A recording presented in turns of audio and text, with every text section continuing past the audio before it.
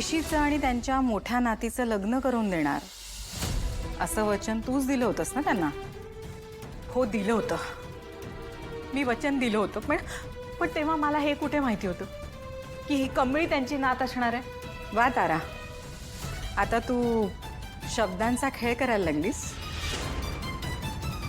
आपला शब्द पाळणारी, वचन पाळणारी अशी ख्याती आहे ना तुझी.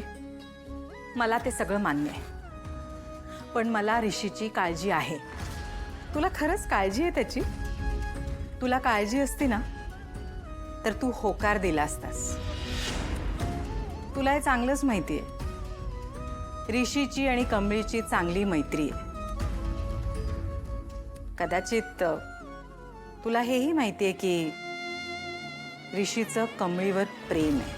मला काळजी वाटते त्याची. का? माझं प्रेम आहे तिच्यावर. नाही नाही, हे शक्य नाहीये. ऋषी त्याच्या सगळ्या स्टुडंटशी चांगलं वागतो, प्रत्येकाला सहानुभूती दाखवतो. हा, आता कमळीशी तो थोडं एक्स्ट्रा स्पेशल वागतो, तिला जास्ती अटेन्शन देतो, पण त्याचा अर्थ असा नाही की त्याचं तिच्यावर प्रेम आहे. हेही खरं आहे की कमळीने प्राजक्तासाठी जे केलंय ते मी कधीच नाही विसरू शकत. मी कायम तिची ऋणी राहीन. पण म्हणून कमळीला मी माझी सून म्हणून स्वीकारू? ती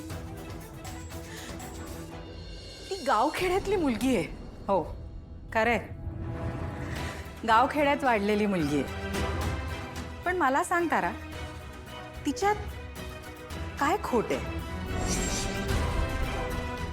आहे का? काही खोट तुला दिसते? तुला सांगू, तू तिला एकाच कारणाकरता नाही म्हणतेस, कारण तुला ती तुझ्यासारखी वाटत नाही. तुला वाटतं की तिला तुझ्यासारखं बोलता येत नाही, तिच्यात मॅनर्स नाही आहे, तिचं स्टेटस नाही आहे, हो ना?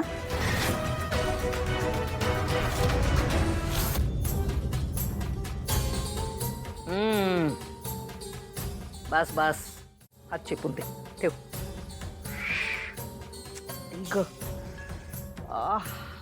एवढं अंग दुखतंय ना माझं. खरंच गेले 20 वर्षात एवढं काम झालं नसेल, एवढं काम करून घेतलंय. आईचं कसं काय होतंय यार? How is that possible? Every time. आता तर ऋष पण तिलाच सगळ्यात जास्त हेल्प करतो. सगळं तिच्याच सोबत चांगलं होतं, मला कळतच नाही यार. How is this possible? Shit, I don't like हर. अगं ए, हळू हळू, काय मान दाबून मारून टाकते काय मला? काय चाललंय ग्रानी अजय तुझं? तू माझ्या रूम मध्ये काय करतेयस? काय करणार बाळा, म्हातारीने जे काही मला दिवसभर कामाला लावलंय ना, किचनचं काम करायला लावलेलं आहे. आणि अट काय घातलेली आहे, दिवसा मी माझ्या खोलीत जायचं नाही म्हणजे नाही, म्हणून इथे येऊन बसले. एक सेकंड, तू तुझ्या खोलीत जायला अलाउड नाही म्हणून इथे आली आहेस? महाराजीने तुला इथे पाहिलं तर तुला ओरडेल आणि पुन्हा पनिशमेंट देईल. असं काय होणार नाहीये. तिला कसं कळणार आहे? तिला कोणी सांगणार आहे का? नाही कळणार आहे. नाही. आणि मला सहन करावं लागतंय त्याचं काय? I don't care. तू आता रूम मधनं जा, कारण की तुला तो पनिशमेंट देईलच, मला पण देईल. तू जा ग. काय बोलतेस तू? म्हणजे एवढं सगळं तुझ्यासाठी करते आणि तू मला जा म्हणून सांगतेस? ए, इमोशनल मेलोड्रामा करू नकोस. मी तुला जायला बोलली ना, जा. नाही, तसं नाहीये. पण याआधी पण अशी चूक घडलीये. रोहितनी जो निर्णय घेतला त्याचा पश्चाताप मला आजही होतोय. आणि ऋषीच्या बाबतीत ही चूक मी परत होऊ देणार नाही. अगं, पण कमळीत बदल होऊ शकतो ना. तुला असं कोणी सांगितलं की कमळीत बदल होऊच शकणार नाही? असं होऊ शकतं की ती लग्न करून जेव्हा तुझ्या घरी येईल तेव्हा ती पूर्णपणे बदलेल. आणि कुठलीही व्यक्ती कधीही मोल्ड होऊ शकते. कमळी तर लहान आहे, शिकेल सगळं हळूहळू. तुझ्यासारखीच वेल मॅनर्ड, बोलायला तुझ्यासारखीच हुशार. तू सांगशील ते सगळं शिकेल. स्वतःवर विश्वास ठेव. खरं सांगू, मला वाटतं तू आता ऋषीचा आणि अन्नपूर्णा ताईंना दिलेल्या वचनाचा विचार करायला हवा. नाही, पण मला हा निर्णय घेता येणार नाही.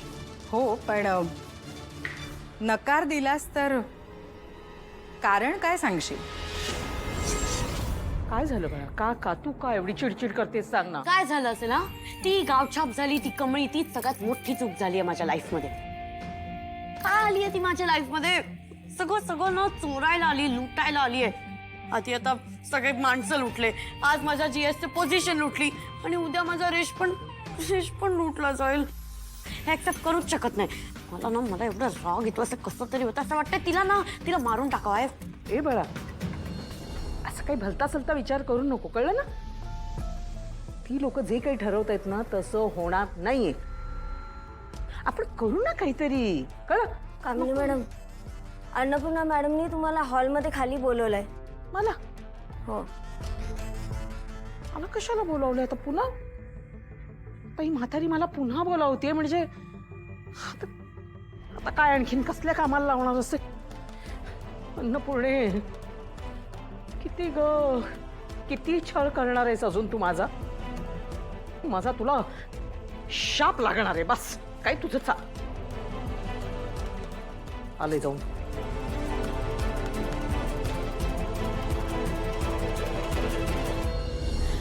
तारा, तुला चांगलंच माहिती आहे, कमळी एक हुशार आणि स्वाभिमानी मुलगी आहे. तिच्यात हिंमत आहे, अगदी तुझ्यासारखीच येते. फरक फक्त इतकाच आहे की तिला तुझ्यासारख्या सुखसोयी नाही मिळाल्या. पण एक गोष्ट लक्षात घे, असं असतानाही